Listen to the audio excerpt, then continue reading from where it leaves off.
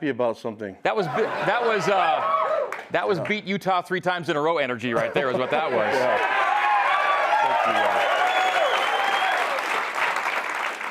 You saw her briefly. Ruth Haymouli, tonight's lay girl, was out here a second ago. Well, welcome back. Good to be back. How you guys doing? Yeah. Yeah. Congrats on a second straight 7-0 start to the season, by the way. That's outstanding. Yeah, it's fun. I mean, looking forward to the next one. I know we're here to talk about last week and everything, but, you know, I'm so focused on trying to get done this weekend. So I'm going to try to, for you guys, we'll talk about the past for a little bit. The recent past, Saturday night, saw you beat Utah again. And, you know, I don't know. It seems like now that you're in the same league, it may not be the kind of thing where, you know, the wins are so infrequent that it feels like it almost feels like, I don't know, business as usual is maybe not quite it, but you hope that's what it feels like. It's an important game, it's a big game, but another game.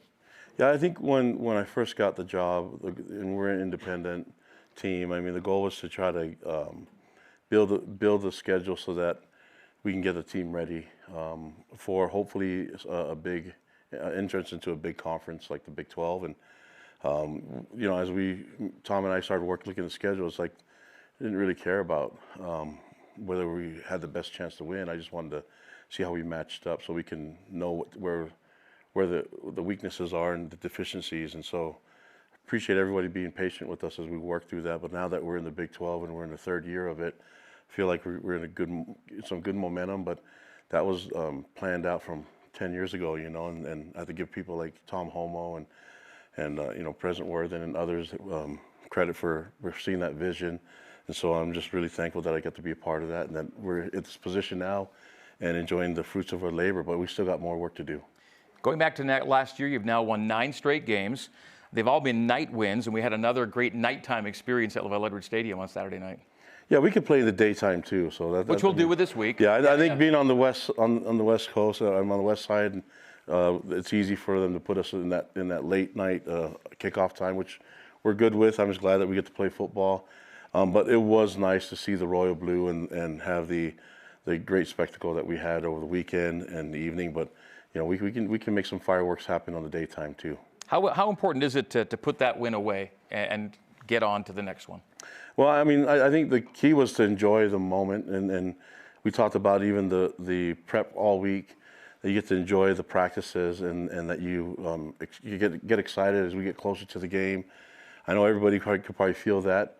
Even as a fan and as a coach, you can feel the energy that's getting towards the game, towards kickoff. And then having big noon kickoff be here. I mean, it's just adding more to what people would consider stress and anxiety. And I think that was just energy and excitement. So to have the guys you know, perform and have the stadium was the loudest I've ever heard. And so it was fun, but it was nice to see him get loud when Bear was doing the run. It was like really loud, and they get louder, then it was like ridiculous, and had to cover my ears a little bit. But it was the passion, the energy. We appreciate all the fans and your voices and your energy towards the game. But it was nice build up, and then to enjoy the 60 minutes and then have fun with the celebration. I'm glad that you know, everybody was able to get on the field and hang out with everyone, but I couldn't, because of that, I couldn't hang out as much as I would like to with everyone because everyone's trying to steal my hat. Just so everybody knows, the hat is undefeated, so I got to keep it, you know. Well, I wasn't trying to be mean or rude, but go to the bookstore that Dave Portnoy says there's a 9.6 and get yourself a hat, please. That'd be great. Good. You hit on it a bit, but what great national attention for BYU and Provo this past weekend, too. Yeah, it was awesome. And I think being in the Big 12 has been awesome. It puts a spotlight on our community and our school and our church. And then just seeing that people can have fun with a football game at the college level. And you don't need all the other stuff. You just need each other and some ice cream and some cougar tails and some energy, and good things can happen. So I think it's just a little different and unique, but I think a lot of people have now selected BYU and the BYU football game and Provo, Utah as a place of destination for someone that loves sports to attend, a bucket list type item. Okay, this is the part of the show where you say we have to keep him humble Because it's the part of the show where I tell you that Bear Bachmeier is the freshman of the week in the Big 12 again. Yeah. Yeah. It just seems like, keep him humble, guys. No standing ovations for him when you see him in the community. He's a great young man, and keep me humble too. So we have a lot of work to do. The best way to be humble is to serve and to work, and that's what he's done. I mean, for him to have a great weekend like he did, and then to go and play music for other people. The next day. Yeah, exactly. That's just him, and I know people are, but he's been doing that since he got here, and so I'm thankful that our players find ways and seek out ways to serve in the community. We also shout out Tanner Wall, who's he's an incredible citizen as well. He's up for tons of academic and community service honors as well. And Tanner Wall was a co-defensive player of the week in the Big 12 as well this week. Yeah, great job, and he's done such. I mean, he's been a guest here, told his story as a walk-on, make himself into what he is, a starter and a captain. And I mean, he's a great success story. I'm glad that we're able to have a position for him to. I mean, his dream was to play at BYU, and now he's living it, and I'm so proud of him. It's really cool. Okay, you already we touched on it briefly. You played 4 Big 12 day games last year. You won 3 of them. Playing day games is a little more infrequent than your night games, but you'll take them on anytime, anywhere. You've won in the sunshine, you won at the nighttime, and now we get to go to Ames, Iowa, where BYU hasn't been for a long, long time. I know you're excited to play actually an earlier in the day game. That's a lot of fun too. Yeah, I mean, I think we're not really worried about what time slot it is. The guys, once we know where it is, we have our plan and we work through our sports scientists on when we want to be pregame meal and traveling and all those things. So we have it all detailed out. It's just going to be a little bit easier for us to travel back and not be. I mean, it's going to be easier for us to all get up and get some rest and get up and go to church the next morning. That's it. And so, but our guys are ready for the game. The key is to focus day by day and what we got now. And today we had great practice, and so I'm really looking forward to the matchup. Okay, let's hit some moving pictures from this past Saturday night, though. At LaVell Edwards Stadium, BYU welcomed Utah to Provo for the first time in 4 years, looking to make it wins in back-to-back years over the Utes for the first time since 2006 and 2007. Let's take a look back at some highlights and stats. Game highlights presented by Waystar. First, we're going to look at Bear Bachmeier. He was pretty good. He threw for 166 yards. He had 64 rushing yards. His 22-yard game-winning touchdown was his longest run so far this season. He's the first BYU freshman starting quarterback to ever beat Utah. Wow. Yeah, I mean, really impressive. I love his demeanor during the game and how he takes on every drive, regardless of whether it was successful or not. He's always on the sideline. Great ball. Watching film. I mean, what a great job, and only a freshman. And here's the play. We'll see it again, but yeah.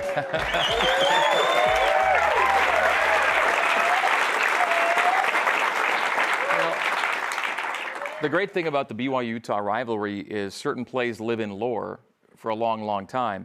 The Staley run down the sideline, Beck to Harleen, Andrew George in overtime, 4th and 18, Harvey Young trucking a dude. I mean, there's lots of things that you just remember for a long, long time, and that's the latest play I think we're going to think about. The Farron field goal we talked about last week. It's funny how this game brings out plays that become so memorable. Yeah, I mean, there's a lot of memorable plays in this game, and that one definitely stands out. But just really proud of all the guys doing the ones that don't stand out, the boring, 4-yard runs, 3-yard runs, stuff like that. I think I mentioned to you last week, we want to be able to compete at the line of scrimmage. I felt like we did that. And if you look at the stats that matter is like how did they get their run yards? They got a lot of yards. Most of it was on the outside. Keanu and JT and the boys handled the interior run game. And when they tried to run down the middle on 4th down, it got stuffed. And so we felt good about the physical part of the game at the line of scrimmage on both sides, and felt like when LJ was running, I don't know what his long was, but I think it was like not very under 20 yards. I think 17 was his long. Yeah, so everything was a ground and pound type of run play, and that felt good for our guys to get pushed at the end, and then you saw when Bear was able to run. I mean, one team looked tired, one team looked like it was still going. So that was the plan, and I'm glad it worked out. By the way, I didn't mean to leave out some big plays from your final BYU-Utah game in 2000, whether it's the Pittman catch or the Doman touchdown for the final. There's been great plays all over the place. Yeah, and I mean, sorry that the game got a little interesting at the end. We had to do a hands team on the onside kick, but we worked that exact kick so many times. We felt really comfortable where we were at, and so I'm like everybody else. I'd like to end the game as soon as we can, but maybe we can do that next time. All right, you hit on him. Let's take a look at L.J. Martin. L.J. averaged 5 yards a carry on Saturday, 122 rushing yards. It's tough to get 100-yard games if you're a rusher against Utah, but he has 500-yard games now on the season. He had 2 of them over his first 2 seasons. He's really running strongly, and you ran for 200+ as a team, which is also hard to do against the U. And if you're looking at it, it's after contact how many yards he's falling forward. There's a number. I mean, it's not just getting stopped at the line of scrimmage. That's usually, you look at the push of the royal blue in front of him. I mean, arms usually don't tackle him, so he finds ways to punish it out. He's a big boy, and he can run behind our big boys. And I think some of the things that people don't realize we have him tonight, Carson, is his blocking ability is unbelievable. I know he can catch the ball, but from a fullback, that's the stuff that I'm like, yeah. No one's going to talk about this, but this is the block that actually was able to spring LJ and to gaining more yards and take on arm tackles instead of full body tackles.